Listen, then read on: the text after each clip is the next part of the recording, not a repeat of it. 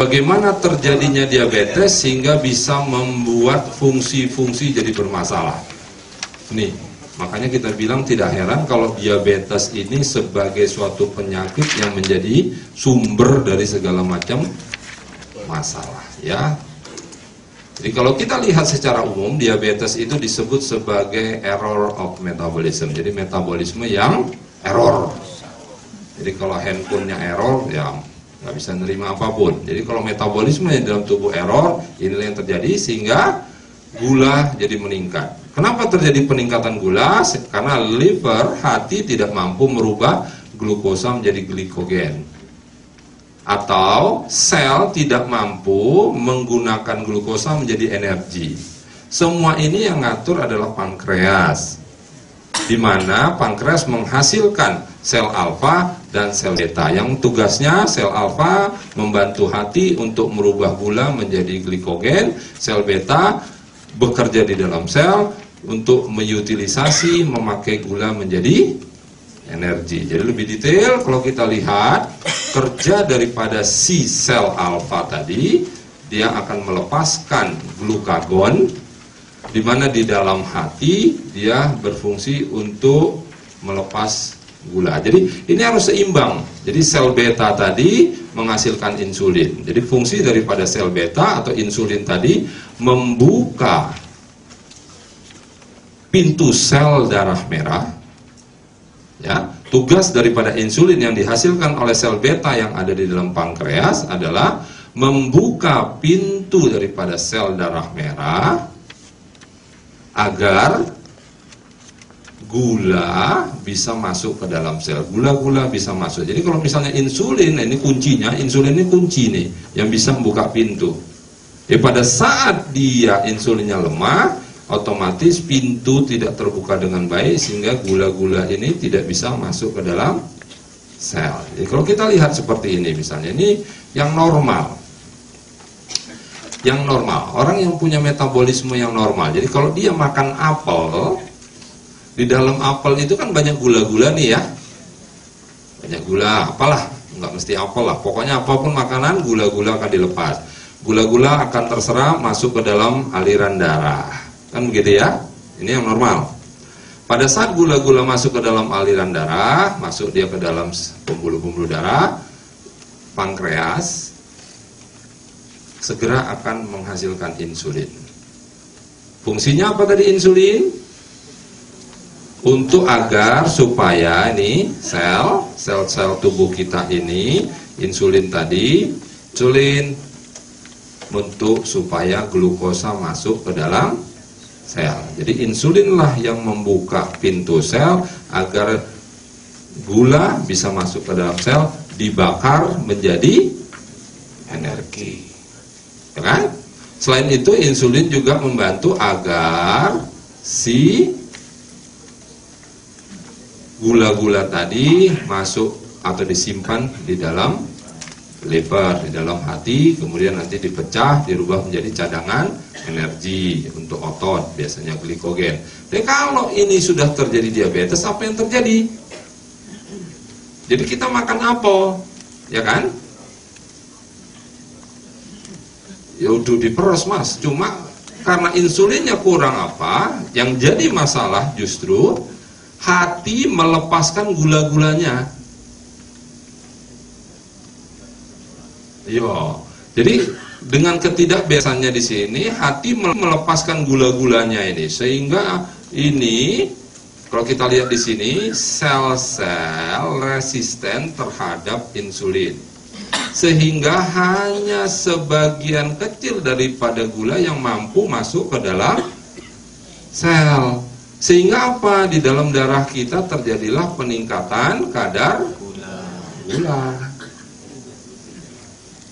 Nah, kita selalu memberikan apapun namanya, misalnya gini, kita kasihlah misalnya sambiloto, kita kasihlah brotowali, karena alami juga tuh,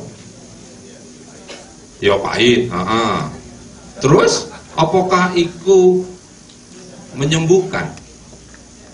Ya mungkin menurunkan kadar gula darah, tapi belum tentu menyembuhkan, karena dia berfungsi hanya menetralisir si gulanya saja. Jadi kalau kayak gitu, untuk mengatasi gula apa yang dilakukan? Perbaikin ininya. Bagaimana fungsi-fungsi pankreasnya agar menghasilkan insulin dan si glukagon tadi dengan baik, sehingga gula darah bisa dimetabolisme atau bisa dibakar, bisa dipakai, dipergunakan oleh sel dengan baik, tidak numpuk di dalam sirkulasi aliran darah, ya. Jadi kalau kita lihat gangguan daripada ketidakberesan, ketidakkontrolan daripada diabetes, inilah bisa terjadi sampai akhirnya koma dan game over, ya kan? Jadi akibat insulinnya yang kurang baik, glukosa terblok sehingga kadar gula di dalam darah, hiperglisemia meningkat, sehingga kencing, jadi kandungan kencing banyak mengandung gula, sehingga jadi poliuri, artinya nguyuh terus, kencing, dehidrasi. Dengan kita dehidrasi, mulailah terjadi haus terus. Kan salah tanda-tanda orang yang kencing manis kan gitu kan? Bolak-balik kencing, bolak-balik ngelak. Ya kan? Rupanya kenapa terjadi seperti itu? Ya ini tadi, mekanismenya terjadi akibat kadar gula di dalam darah meningkat, maka di dalam air kencing, di urin kita pun gulanya meningkat. Akibat gula yang meningkat di dalam kencing, kita jadi poliuri, kencing terus, nguyuh terus, ya kan?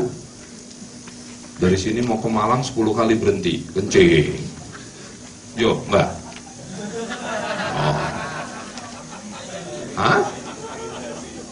Ya akibat itu terjadi dehidrasi. Ojo nguyuh nang porong, Mbak, tambah banjir tuh. Ya. Jadi akibat bolak-balik kencing, ya cairan tubuh berkurang, dehidrasi. Akibat kita kekurangan cairan, haus-haus saja. Ini kan tanda-tanda yang paling sering kita lihat pada orang-orang yang terkena diabetes, ya, dengan resiko yang macam-macam. Orang yang sudah mulai yang kita sebut di mana terbentuknya keton-keton karena gulanya yang tidak terkontrol terlampau tinggi, mulailah kita merasa kayak itu ambu kutek itu, apa biasanya aseton. Nah, jadi napasnya seperti itu.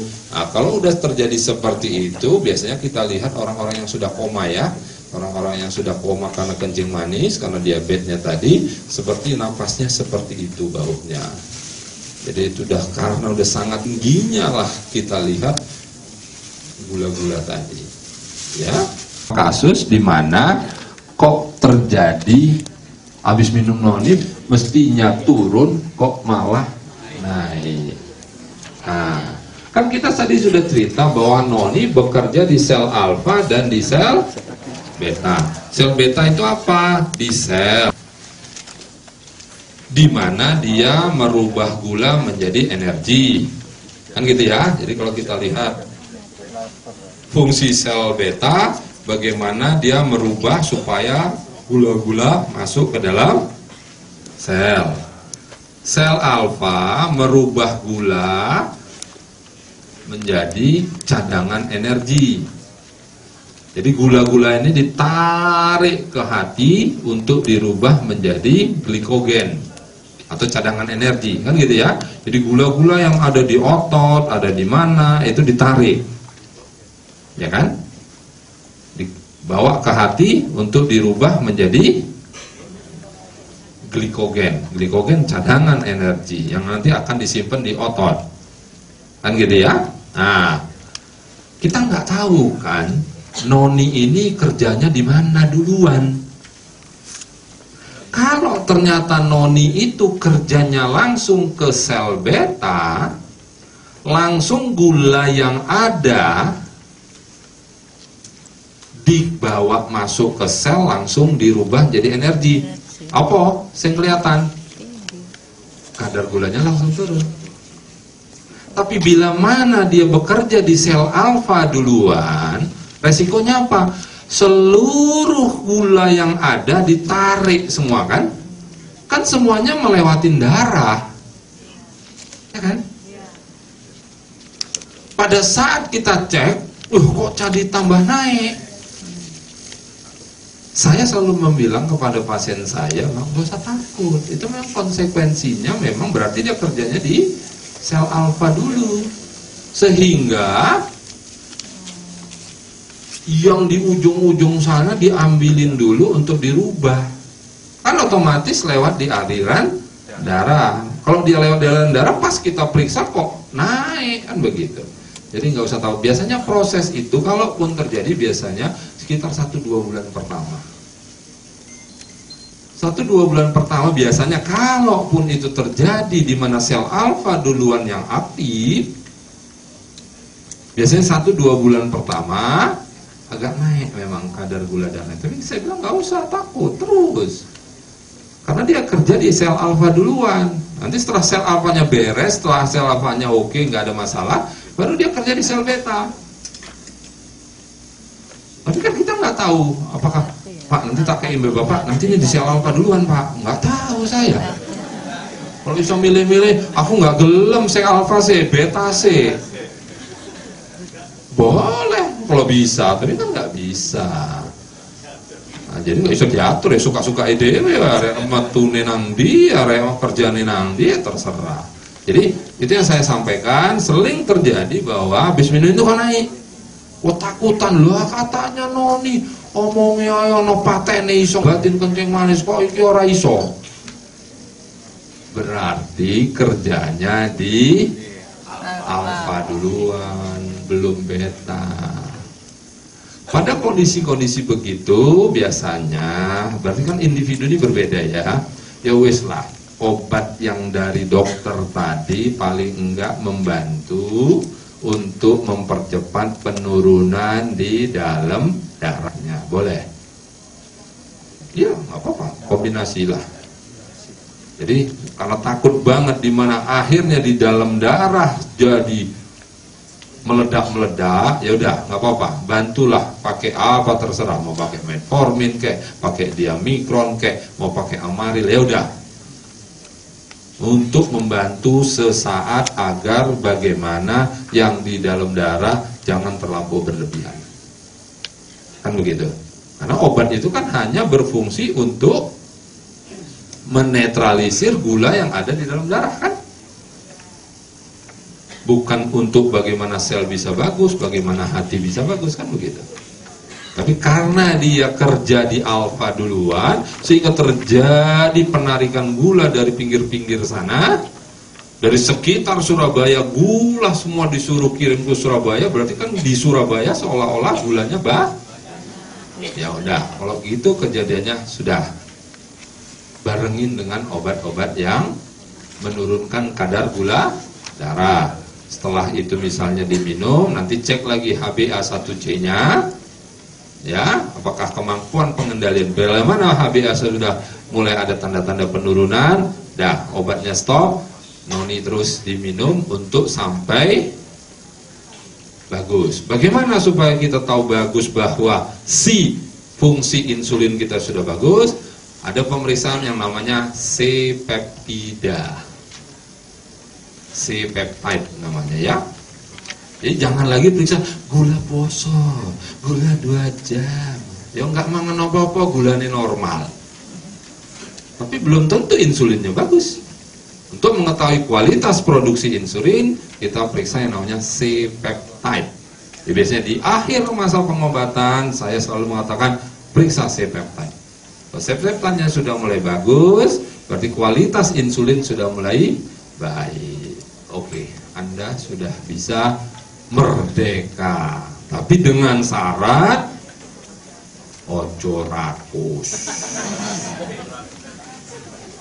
mangan pakai otak. Noni ya nanti setelah gulanya normal, ya namanya kita ingin sehat ya, kita bukan hanya ngobatin gula kan gitu ya. Bukan semua obat dalam arti, tapi artinya bagaimana tetap supaya kita sehat. Ya lebih bagus minum 1 sloki per hari daripada minum setengah botol sehari kalau udah sakit. Tempatnya. Nah, jadi selalu saya sampaikan bahwa apapun yang kita minum difungsikanlah dia untuk supaya kita tetap sehat, bukan untuk ngobatin.